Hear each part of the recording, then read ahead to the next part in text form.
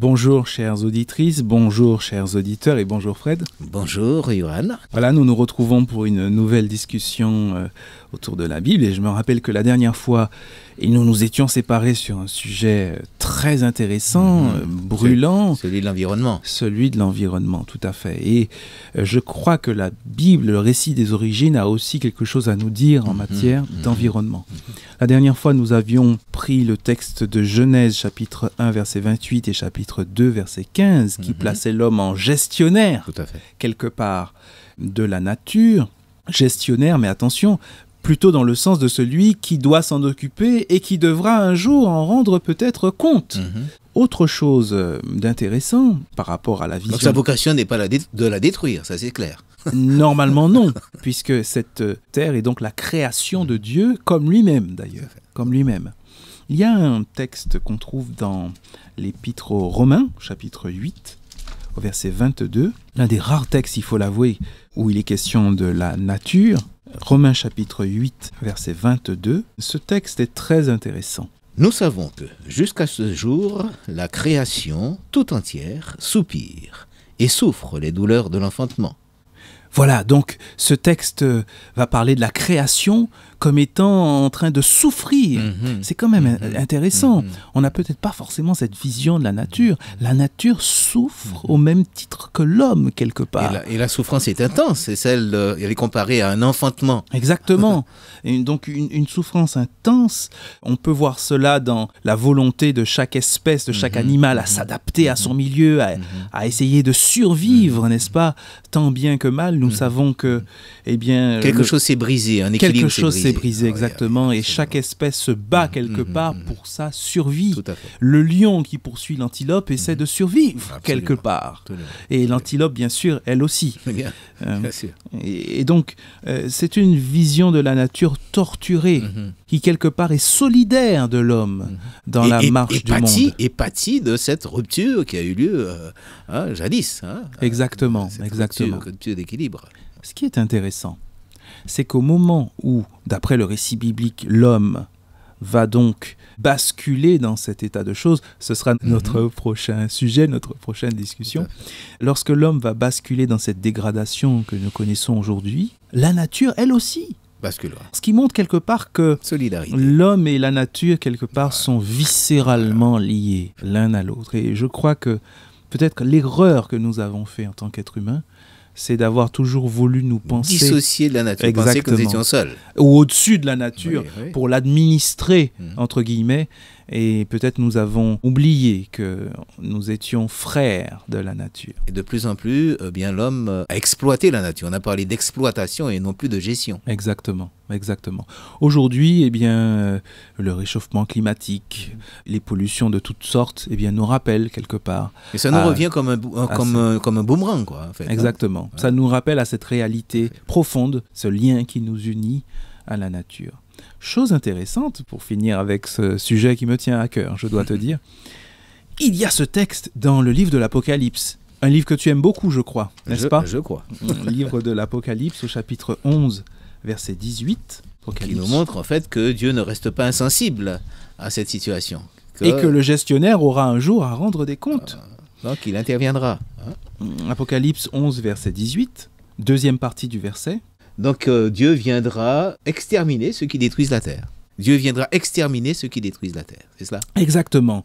Ruiner ceux qui ruinent la terre, qui détruisent la terre.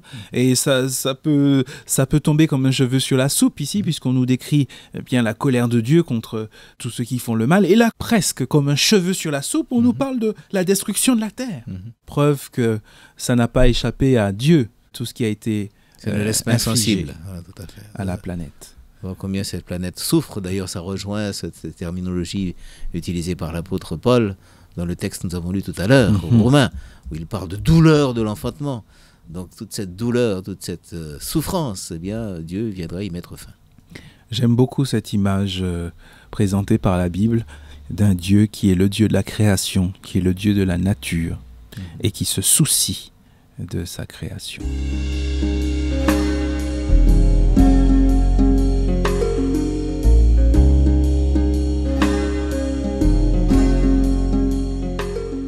Eh bien, à cette pollution, malheureusement, hein, puisque cet environnement se caractérise plutôt par le fait qu'elle se détruit, on l'a détruit. Hein, il y a une pollution qui, oui, on l'a détruit. Qui maintenant s'installe. Hein. Eh bien, tout ceci nous amène à une réflexion qui n'est pas une réflexion finale, mais qui est une réflexion qui un peu va être un aboutissement de tous ces éléments que nous avons énumérés depuis plusieurs séances déjà. Et c'est tout simplement le sens de la vie. En fait, nous vivons pour quoi faire finalement, hein? Pourquoi sommes-nous là? Pourquoi sommes-nous là? Pourquoi vivons-nous?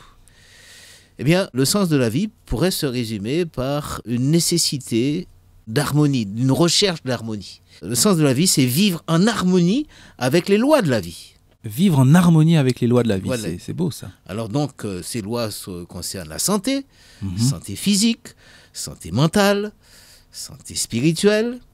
Donc à ces trois niveaux qui sont d'ailleurs très bien évoqués par l'apôtre Paul dans la première épître aux Thessaloniciens. Sa première épître aux Thessaloniciens, au chapitre 5 et au verset 23 et 24. 1 Thessaloniciens 5, 23 et 24. Que le Dieu de la paix vous consacre lui-même tout entier, que tout votre être, l'esprit, l'âme et le corps soient gardés irréprochables pour l'avènement de notre Seigneur Jésus-Christ. Celui qui vous appelle est digne de confiance. C'est lui qui le fera. Donc Dieu, toujours soucieux de notre bien-être, de notre équilibre, nous montre que c'est bien à ces trois niveaux que nous sommes appelés à, en quelque sorte, vivre, à donner du sens à notre vie. À savoir le niveau physique, hein, c'est bien cela, votre corps, le niveau psychique, mental, et le niveau spirituel. La dimension spirituelle. Donc à ces trois dimensions, à ces trois niveaux, nous devons en quelque sorte trouver en cela, en cultivant ces trois niveaux, en tous les cas, en gérant, on parlait de gestion l'avant-dernière fois, de gérer en quelque sorte notre vie à ces trois niveaux. Hein. Donc ça, c'est véritablement le sens que nous devons donner à notre vie. Donc nous devons être éclairés de notre situation, en ce qui concerne notre situation passée, notre situation présente, notre situation future, à chacun de ces niveaux. Où en sommes-nous, hein? Nous ne sommes pas là comme cheveux sur la soupe, nous sommes là dans un cadre bien particulier, et nous ne pouvons pas sortir de ce cadre, il nous faut donc nous situer dans ce cadre pour donner à notre vie toute sa signification. C'est sûr qu'avec ce récit des origines, effectivement, on n'est pas là un peu par hasard, arrivé là un peu comme un vermisseau qui petit à petit a fait son chemin. Ça. Mais vraiment, nous sommes... l'homme est vraiment au milieu de le fruit d'une volonté placée là, dans un cadre bien précis. Et il est normal, effectivement, de se poser la question, eh bien, où suis-je? Que dois-je faire de mon existence? Et c'est bien... où m'orienter? Et c'est bien ces questions auxquelles la Bible répond. Hein. Tout à fait. Dans la Genèse, nous verrons que, concernant notre passé, il y a une rupture. Il y a eu une rupture, quelque part. Hein. Et ensuite, donc, il s'agit pour nous de savoir ce en quoi a consisté cette rupture. Nous aurons l'occasion, bien sûr, d'y revenir. Oui, ce sera notre prochaine discussion. Tout à fait. Et puis, il y a un aboutissement, c'est-à-dire un rétablissement de cette rupture, une remise en ordre de ce qui a été dérangé. Hein. Reconstruction peut-être, on peut dire. Reconstruction et remise en ordre. Alors là aussi, il y a un certain nombre de textes qui viennent le confirmer. Et tout cela, je pense qu'il sera sage que nous puissions l'aborder dans un avenir assez proche d'ailleurs. Hein. Eh bien, on a hâte. Ce sera notre prochain sujet. Nous aurons l'occasion d'aborder justement cette rupture. Nous allons nous arrêter là pour aujourd'hui. Hein, et donner rendez-vous à nos auditrices et à nos auditeurs pour la poursuite de cette réflexion commune. À très bientôt. Au revoir à toutes et à tous.